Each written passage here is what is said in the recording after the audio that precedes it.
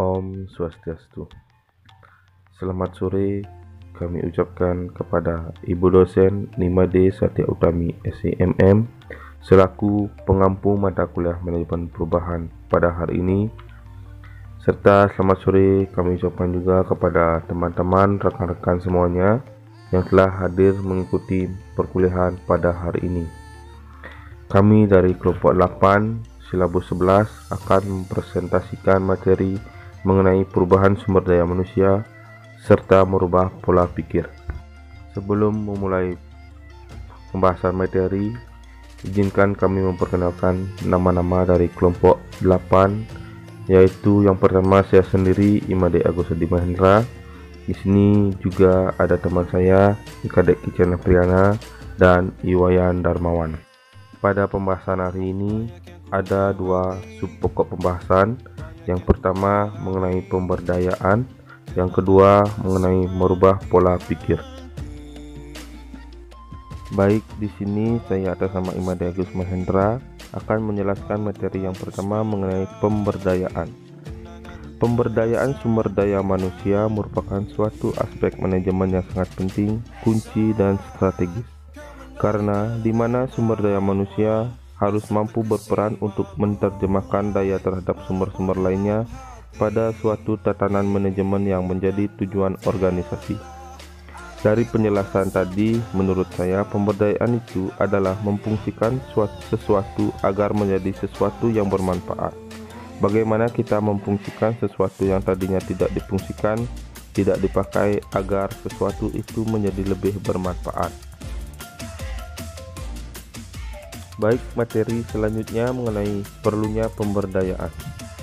Sebagaimana diketahui bahwa sumber dari sumber-sumber yang ada dalam manajemen, keberadaan sumber daya manusia dalam manajemen sungguh sangat strategis, bahkan merupakan kunci untuk keberhasilan manajemen dalam rangka pelaksanaan berbagai aktivitas untuk mencapai tujuan sebagaimana ditetapkan. Dari penjelasan tadi, menurut pendapat saya mengenai perlunya pemberdayaan yaitu memberikan kesempatan kepada manusia untuk mengembangkan diri, tanggung jawab, dan kemampuan diri. Adapun contoh dari pemberdayaan dapat saya sampaikan, misalnya dalam suatu organisasi yang terdiri dari banyak karyawan dalam satu bidang, sehingga ada beberapa karyawan atau staf yang menganggur atau tidak ada pekerjaan.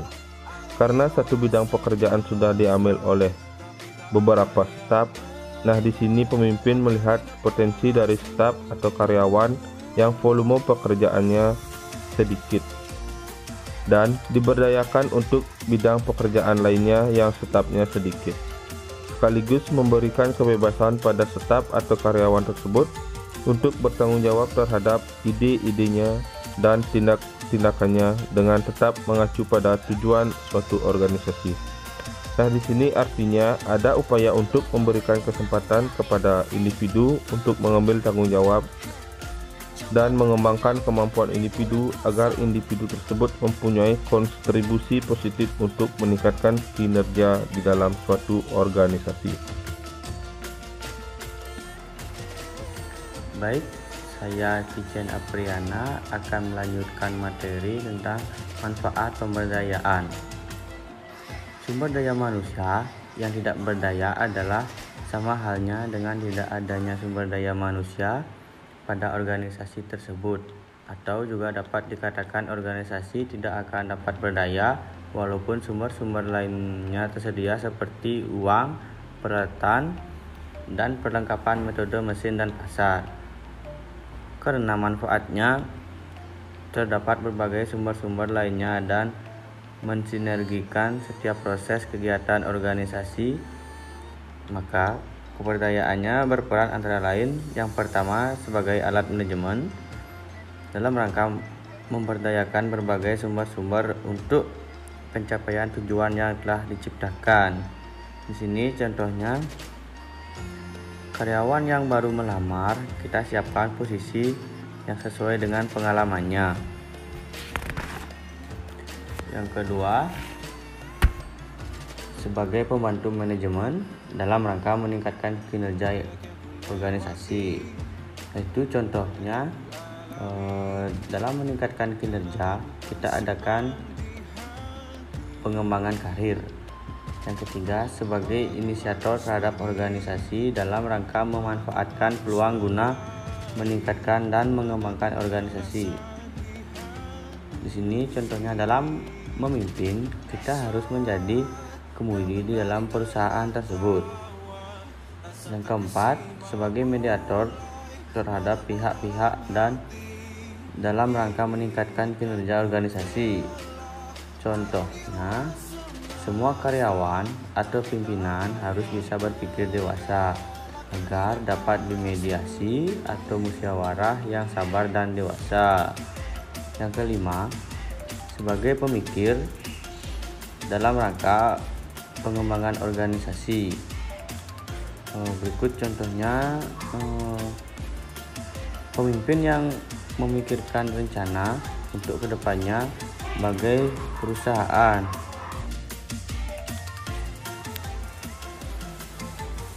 Baik, materi berikutnya yaitu hambatan pemberdayaan.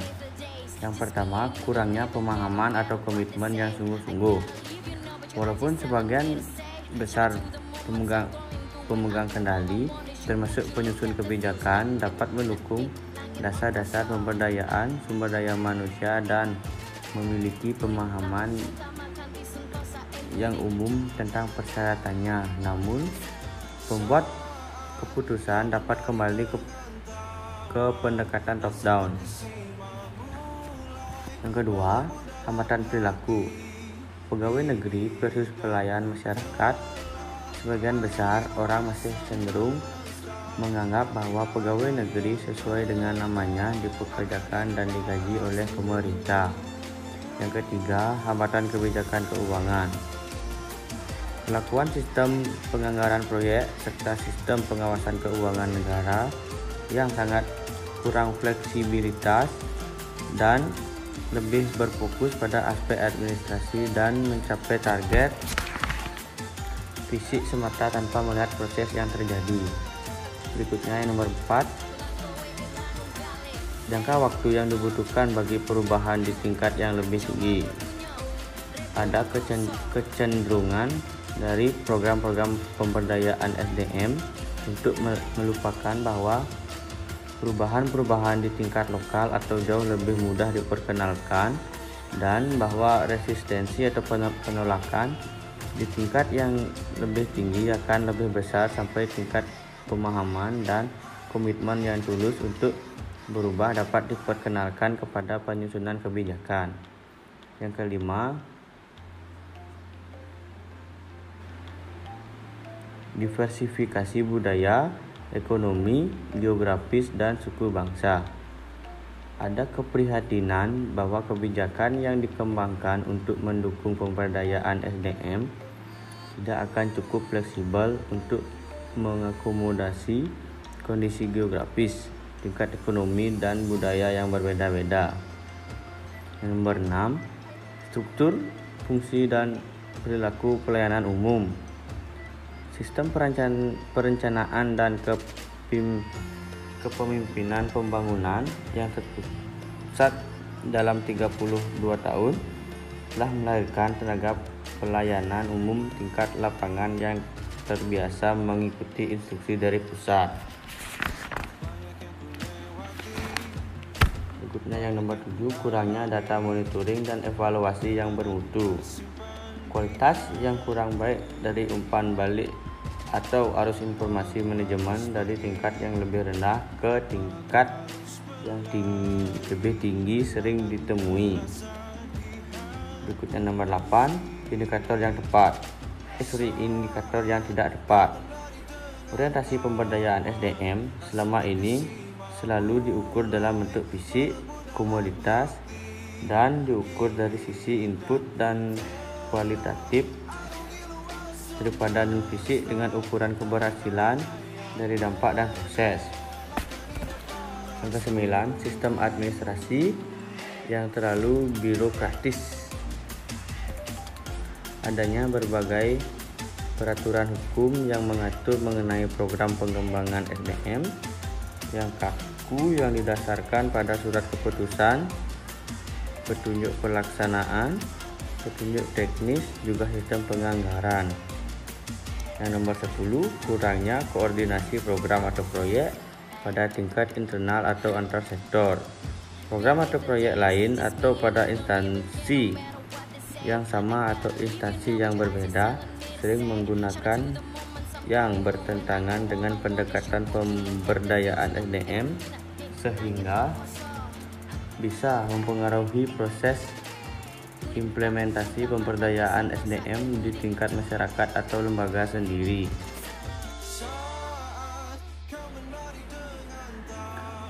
Materi berikutnya, manajer dan pemberdayaan. Pemberdayaan karyawan adalah pemberian wewenang kepada karyawan untuk merencanakan, mengendalikan, dan membuat keputusan tentang pekerjaan yang menjadi tanggung jawabnya, tanpa harus mendapatkan otoritas secara eksplisit dari manajer di atasnya. Oleh karena itu, pemberdayaan karyawan dilakukan dengan menggali potensi yang terdapat di dalam diri karyawan. Maka pemberdayaan berarti pengembangan kekuasaan, bukan sekedar pendistribusian kekuasaan yang telah ada dan yang telah dimiliki oleh manajemen. Baik, saya Yulian Hermawan. Saya akan membawakan PowerPoint membuat orang merasa diberdayakan. Memberdayakan orang lain bukan hanya menyelesaikan banyak hal, tetapi juga memancarkan sikap positif dalam kelompok. Ketika semua orang merasa memiliki kendali dan merasa punya adil dan bagian akan adanya banyak hal yang terselesaikan, dan hasil yang muncul juga akan lebih baik. Membuat orang merasa diberdayakan, yaitu pertama, kenali mereka orang lain, dan mencari alasan untuk tidak memberdayakan mereka adalah hal yang mudah. Kenali keahlian dan kualifikasi mereka, tinjau kembali CV dan cari tahu kelebihan dan kemampuan mereka. Yang kedua, daripada bicara, dengarkan mereka lebih sering, sadari latar belakang emosional yang mereka lalui dan situasi sulit yang mungkin menyebabkan mereka merasa malu. Yang ketiga, tanyakan apa yang paling bisa dan suka mereka kerjakan, yang tentunya masih dalam lingkup pekerjaan. Dengan begitu, Anda bisa mendorong mereka untuk berkontribusi di area yang sesuai dengan minat dan keahlian mereka, dan memastikan dia memang bisa melakukan serta memberikan hasil yang terbaik. Tetapi dari sana mereka mendapatkan pelajaran yang berharga untuk diri sendiri dan juga perusahaan.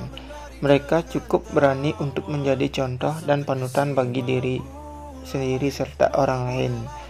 Yang pertama, jika memungkinkan, hindari memberikan kritikan sama sekali.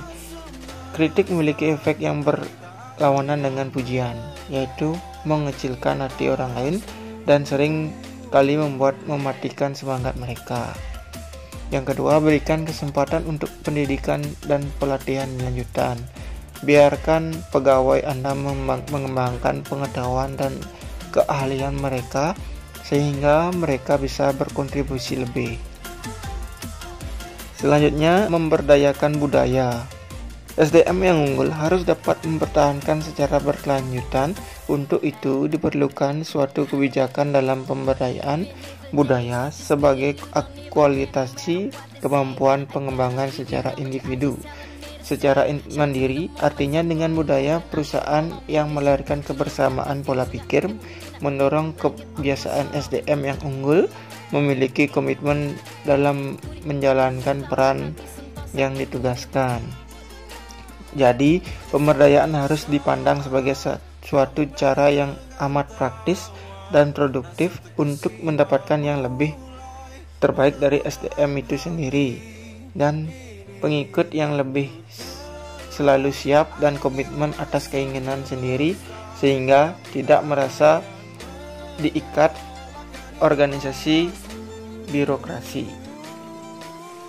Lepaskan pikiran Anda yang mendorong sikap dan perilaku yang terkait dengan suatu pernyataan seperti saya berbuat begini semata-mata tidak dapat mempertahankan sumber daya manusia yang tidak mampu menyesuaikan diri dengan perubahan yang dituntut sebagai dalam bisnis. Yang kedua, saya tidak dapat memberi yang lebih dari suatu yang diberikan. Untuk apa mereka menuntut yang lain lagi? Yang ketiga, saya tidak punya waktu untuk memikirkan karyawan yang tidak kreativitas untuk mendukung inovasi. Dengan ungkapan itu, kita dapat membayangkan betapa sulitnya Anda dalam bersikap dan berperilaku untuk memberikan keteladanan kepemimpinan yang sangat mendorong. Pola pikir yang bersifat kreatif dan berdampak perusahaan akan sulit mempertahankan karyawan seumur hidupnya.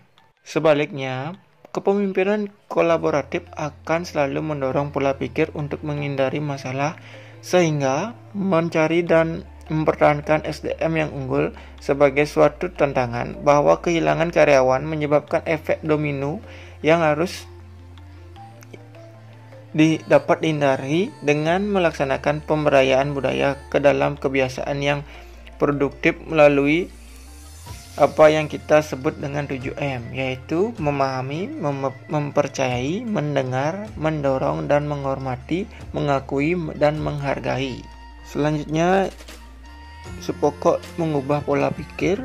Untuk meningkatkan daya saing organisasi diperlukan perubahan pola pikir semua orang yang ada di dalam organisasi, yaitu sikap dan perubahan mindset. Mindset adalah keadaan pikiran yang mempengaruhi cara seorang berpikir, merasa, dan bertindak dalam situasi.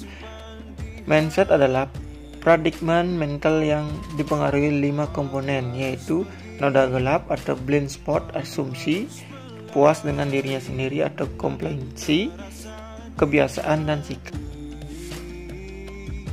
Dan presentasi pada hari ini, jika selama presentasi berlangsung ada kekurangan pemaparan materi serta ada kesalahan dalam penyampaian yang kurang berkenan di hati, kami dari kelompok 8 mohon maaf sebesar-besarnya.